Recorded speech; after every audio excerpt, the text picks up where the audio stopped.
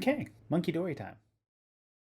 Munkidori is a smug little pest, and if you don't prepare for it properly, it might give you a hard time. It has one of the fastest fake outs in the game, not the fastest, but fast enough to make things uncomfortable, and it has the added benefit of being able to potentially poison you when it fakes you out. So, yeah, this thing might be annoying. So, anyways, as far as our stat breakdown goes, we have 88 HP, 75 attack, 66 defense, 130 special attack, 90 special defense, and 106 speed. Munkidori is definitely the definition of a glass cannon. It has that terrible physical defense. And while the base 90 special defense might be okay, I don't see it living many hits. So you might want to prepare for dealing against priority moves like maybe Farigaraph's Armor Tail, Serena's Queenly Majesty. If Bruxious is around, it's Dazzling, which I don't think it is, but anyways, you get the idea. Have a means of protecting your Munkidori from priority moves, otherwise you will have a bad time if you're using it. So, let's talk about the typing. We are a poison psychic type, which is not brand new. We've seen this back in Generation 8. It's going to be one of those days. We've seen this back in Generation 8 here with Poison Psychic with the Galarian, Slowbro, and Slowking line. It has a 4 times resistance to fighting. It resists Poison, Grass, and Fairy normally, and then it has 3 weaknesses to Dark, Ghost, and Ground. Being a member of the Loyal 3, Munkidori gets Toxic Chain as its primary ability, which is going to be the best ability in this case. On the ladder for online play, Frisk might have a case, but in competitive play, there's the open team cheat format, so you get information from your opponents. So, yeah, Frisk is unfortunately kind of useless. You could make a case for Frisk as an ability in general for just looking for wild hold items, but don't waste an ability patch on your Munkidori to get that. Get a Dusclops out of a raid. You're welcome. I just saved you an ability patch. So, let's talk about the main subject of the video, obviously. The smug little pest in the corner of my screen. Just look at that. Let's talk about what it can do. So, as far as our EVs go, we are not going to be very creative today. We are going 252 into our special attack and 252 into our speed with the remaining point into our special defense. So we hit 182 special attack and 173 on a timid nature for our speed stat. Now, you could run a modest nature if you wanted to get a little extra firepower, which is definitely a solid option. You do hit 200 points right then and there. I mean, going back to the Pheasantipity video, I talked about running Nasty Plot on that thing, and yeah, the first set, that hit 214 after one Nasty Plot. Munkidori's already at 200. Munkidori also gets Nasty Plot too. So, yeah. Rest in peace, Pheasantipity video. Rest in peace, hot take. Anyways, so what I was thinking for this very first set here is we could run Fake Out as a little bit of support for our partner in doubles. Munkidori can make them flinch, and what we can do too is we could potentially poison them with the Toxic Chain ability. Now, if we're worried about taking a Fake Out ourselves, we can run Terra Ghost to become immune to normal type attacks. What I was thinking for the rest of the set is we have 3 damaging moves. We could go 2 damaging moves and protect, but I like the idea of going all out with Munkidori, especially if we have something like, say, Farigarath, which is protecting us from priority moves. Munkidori can make something flinch, potentially break a Focus Sash itself, and then go for damage on the second turn if it doesn't get Focus Fired. So, because I had already mentioned Terra Ghost to give us immunity to Fake Out, it would also give us stab on Shadow Ball. Shadow Ball has base 80 power right here. It also has a 20% chance to lower the target's special defense one stage. That can be really handy. Now, you could also make a case for Terra Poison and Sludge Wave or Sludge Bomb. Sludge Wave does have a little bit of extra power. It's base 95 poison type attack. It hits the entire field though, so you would want either a Terra Steel Pokemon if you're not burning your Terra on your Munkidori to make sure that you're not hitting your partner with this, or just a straight up regular Steel type if you're running Terra Poison.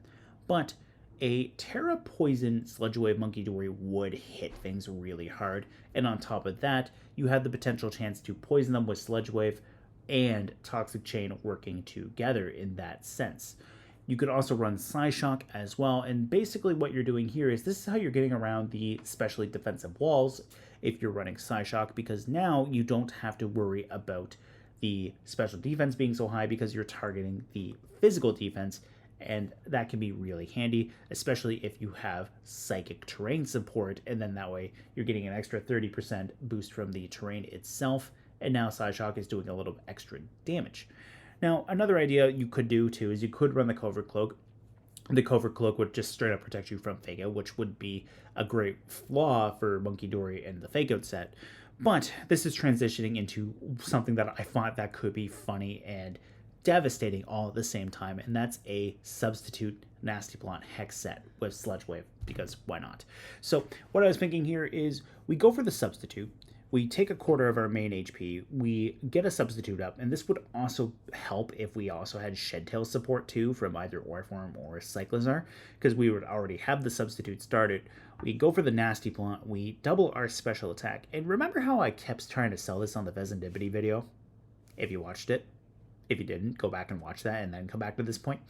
So with Vezendipity, I was saying how you would go from 107 with the specific EVs that I had for that one to 214. Well, if you're running either a modest or a timid set right there, that's a matter of doubling 182 or 200 with one Nasty Plot. So you can do that, go for a Nasty Plot behind your substitute, and then you can go for either Sludge Wave or Hex.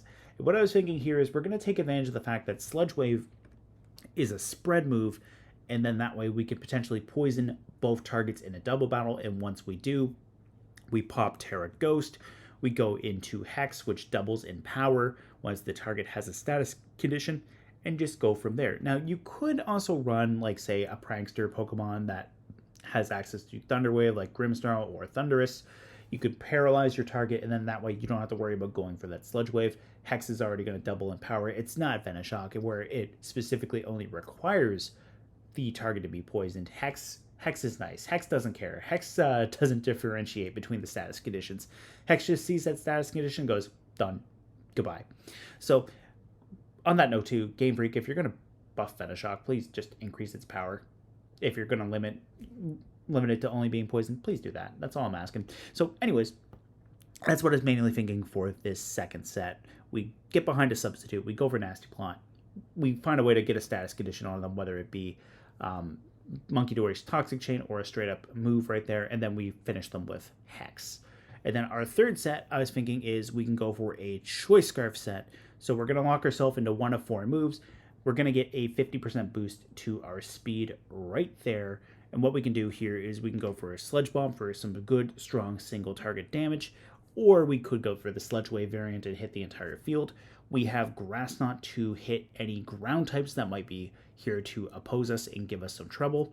We have Psyshock, as I mentioned, as well, to get around the especially defensive walls. And the nice thing here, too, especially if you're going Terra Psychic on Munkidori and you're up against opposing Munkidoris that aren't Terra'd or are Terra Poisoned, you're just going to delete them with a Psyshock. That'd be nice. And then we also have Parting Shot too, and Parting Shot is a nice little pivot because while it is a status move and could be risky to lock yourself into, it's naturally going to switch you out. So you switch out, you drop the opponent's attack and special attack one stage, you can do that. I'm pretty sure Munkidori also gets either Switcheroo or Trick. It gets one of them, I don't remember which one it is.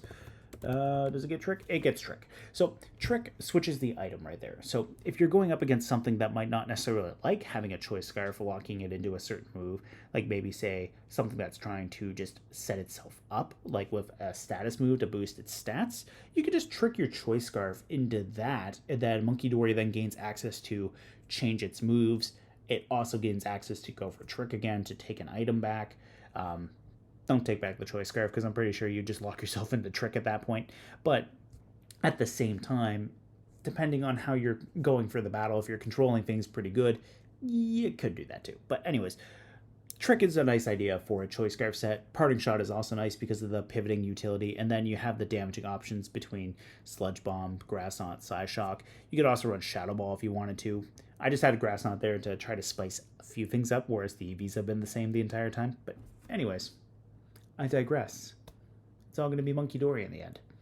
Let me know what you think in the comments below, guys, and let's get talking about this small little pest.